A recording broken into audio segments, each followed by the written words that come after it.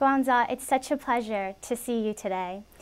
You founded the Irrawaddy magazine, and this publication has taken off and has had so many viewers and readers.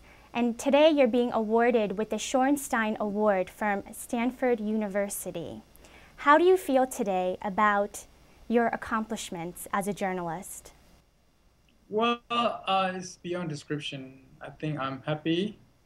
My staff back in Yangon and Thailand are very happy to hear the news. And also, I want to take you back to, in a few months when I received the news that I was going to receive the award from Stanford University. I was really surprised because of there was no prior notice, there was no information coming. And when I opened the mailbox as I was traveling in Shan State, I found out that I was going to receive the award. So I felt very humble. But also, well, I don't work for award, but I'm very happy to learn that I'm received the award because it is kind of acknowledgement to our work, our commitment, our independent journalism, that we try to make things different. So I'm very happy and humbled to hear the news. I received that award today. And we're very happy to hear about it too. Thank you. You're one of the most successful journalists that I've read about and seen. Have you always wanted to be a journalist? And I ask this question because in Burma, I know the culture where engineers and doctors are heavily praised and not so much journalists. Why did you become a journalist, and did you always want to be one? Well, I mean, I could tell you story, for many hours, but with the time limitation, let me tell you that even before the 1988 uprising, I wanted to be a poet and I wanted to be a writer. But after I left my country, and I thought there was no information about Burma, and that's why I set up this independent publication in order to inform an international audience. At the time, there was no internet, nothing. So even if you own a fax machine, it was a privilege for you to have a fax machine. So I thought that there was a gap, a black hole in terms of providing information and what is really happening inside the country and along the border areas. So I started it, but also I thought that we had to be impartial when we provide information analysis to international audience to highlight the plight of what is going on in a military ruled Burma. So that's how I started it 21 years ago. So yes. 21 yes. years ago. And Yes. you started the Irrawaddy magazine in Chiang Mai. And recently, 1 year ago, I want to say, you are now based in Burma. Have you seen the differences in media freedom in the country, or is there real freedom? Well, I think we are still based in Thailand, but we have opened a small office in Yangon. Mm-hmm. But in terms of press freedom, I think it's kind has a lot of limitation, which means I think the press freedom in Burma is still very limited. Ministry of Information state controls and still remain very, very powerful in terms of renewing, giving you permission to publish and publishing license, and television and radio, all the broadcast media are controlled by the military and the government agencies and cronies and rich tycoons. We have seen a lot of communal violence and riots and a lot of protest, a lot of unknown story in ethnic areas, and even recently about the chemical weapons. Mm. And for this story, I think very still difficult to tell and write this story and getting access to the area where the action taking place. So that's my concern. So I think there's a lot of limitation in terms of writing and reporting on Burma. You say that there are limitations, but just this week there were 2 bills that were passed about media freedom and publication, print publication. So some people say that these bills, they still safeguard the media. They safeguard the media while at the same time protect the interest of the government. Do you believe that these bills, do they protect journalists, or do they deter journalists from doing their job? Well, I think it's a little step forward, I would say. A little step forward. I think some of the reporters, editors see that as a compromise has been reached. So I think this is a small little progress that journalists in Burma made. I think we must congratulate them, give them a credit for pushing. And because it has been 2 years that the bill has been suspended, and now some journalists are quite happy with that result. I'm sure that they will push more. And also I think the independent journalists association or council, whatever we call it, they should be the one who should take care of the matter of journalists and reporters, not the Ministry of Information. It is not their business. In terms of protection, we will enjoy. You can see that recently the journalists being arrested because they have reported about the alleged secret chemical weapons. So in that case, the government had a right to rebut or refuse or deny and made a statement about it.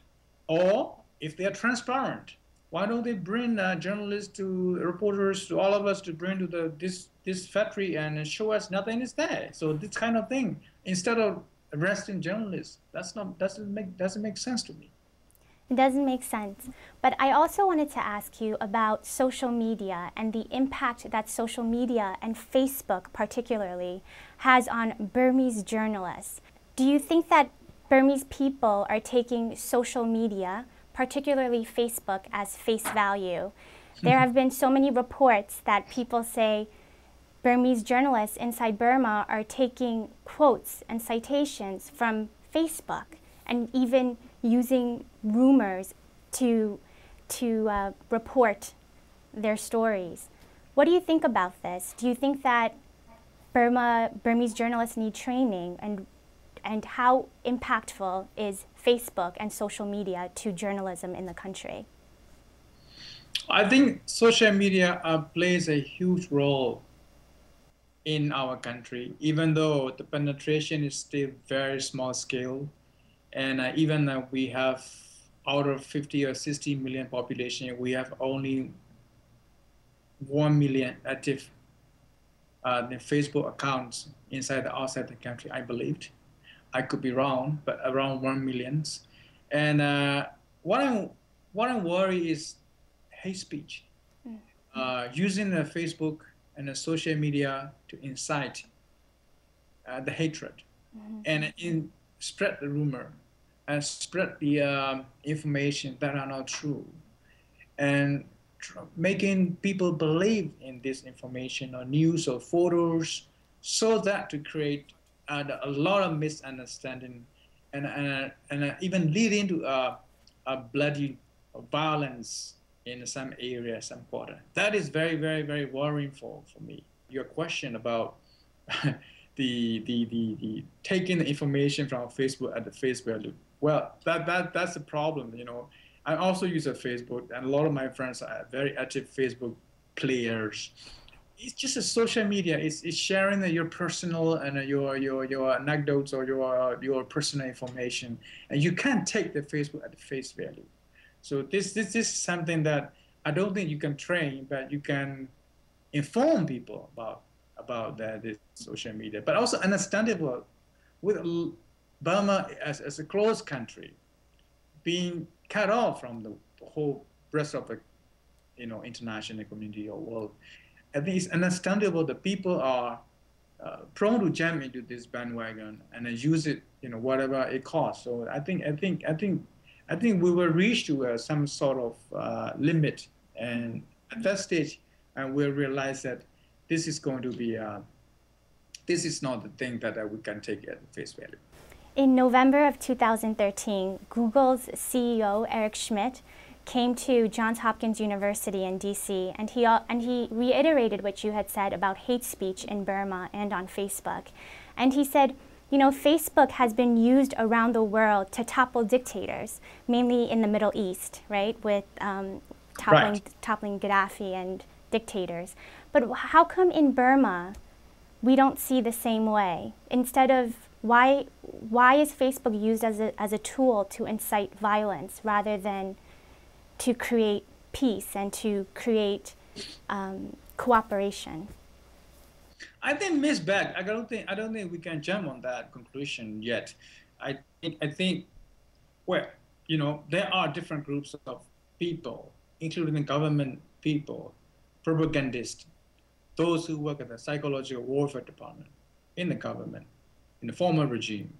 They are active players and users in the Facebook, spreading a lot of rumors, staging a psychological, launching a psychological warfare against certain groups and targeting selective, you know, minority or population, so that to spread the rumor. So I think it has been a mixed bag. Also, opposition people or activists and journalists, they all use Facebook for the good purpose of spreading information.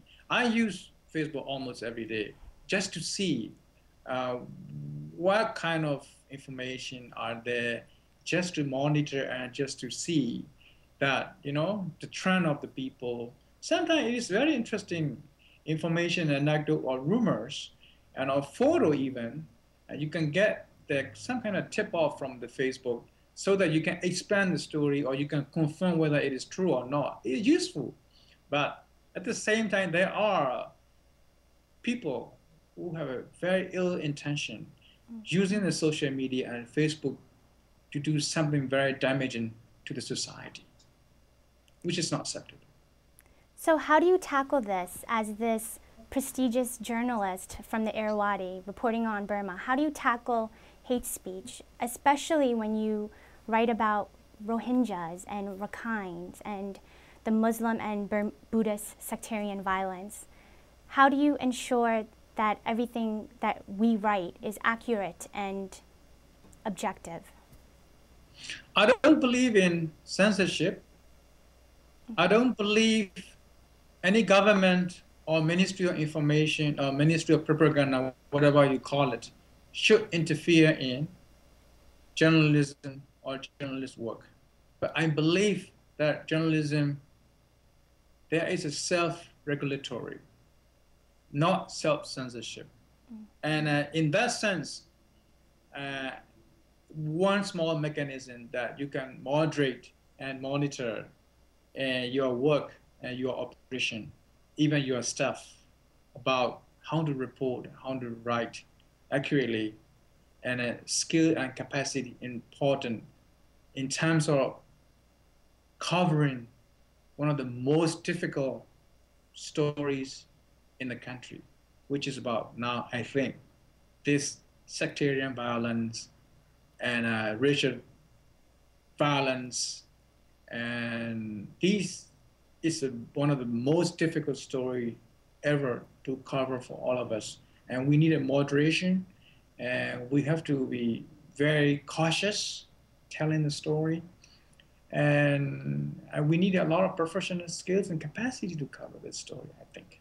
Aung Zaw, what should Burmese journalists be doing to report accurately on this very difficult, complicated situation in Burma about sectarian violence? I think even a very well-experienced, journalist will have a very hard time to cover this ongoing sectarian violence in our country, and let alone the light-weighted reporters to go there and write and report carelessly. It could create a lot of confusion, misunderstanding, and probably losing more lives. So we have to be very, very cautious and very, very careful. And we need the skills and capacity if you look at the Arakan state, the story must be told in a very fair and a very accurate way. Not only the Rohingya or Bengali, whatever people prefer to call it. The feelings of Arakanese or Rakhines are also very, very important. And you have to understand the deep history of the conflict, the colonial rule, demographic of populations, and this contentious issues along the border area, and you know, the communities there, and you can't just parachute and go there and spend 3 hours there and then write a story and tell what is going on in the Arakan state.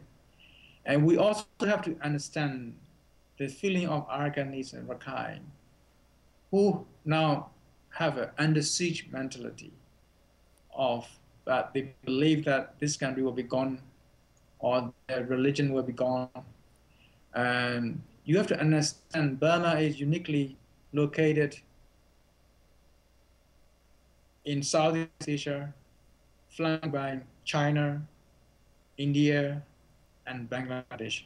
The total population is around 2.7 billion we have in 3 countries. We may have about 55 to 60 million. So I think it is understandable, the feeling of Arakanese people. Their side of the story also must be told. And poverty, lack of education, lack of opportunities, why they flood their beloved country, I mean, state Arakan, and where all Arakanese living mostly these days in Burma. In Yangon, in Malaysia, in America, in Europe, and in Thailand. So, I mean, this is something we have to cover and look at in a very, you know, with a very wide and open eyes, and to investigate and understanding the histories and, of these communities, so that I think we can write the story, tell the story to our readers and international audience who are really thirsty and hungry for a story in what is really going on in our state. Thank you so much, Aung Zaw. My last question is, what do you plan to do in the United States while you're here? Well, I've received the award, and I give a talk today on Burma, and I'm going to meet a lot of people again, and I'm going back to Berkeley, where I was visiting scholar last year. So I'm going to be with my friends and my colleagues. I'm going to use the library. So I'm enjoying my life here. Thank you. It was such a pleasure. Good to see you. Good to see you.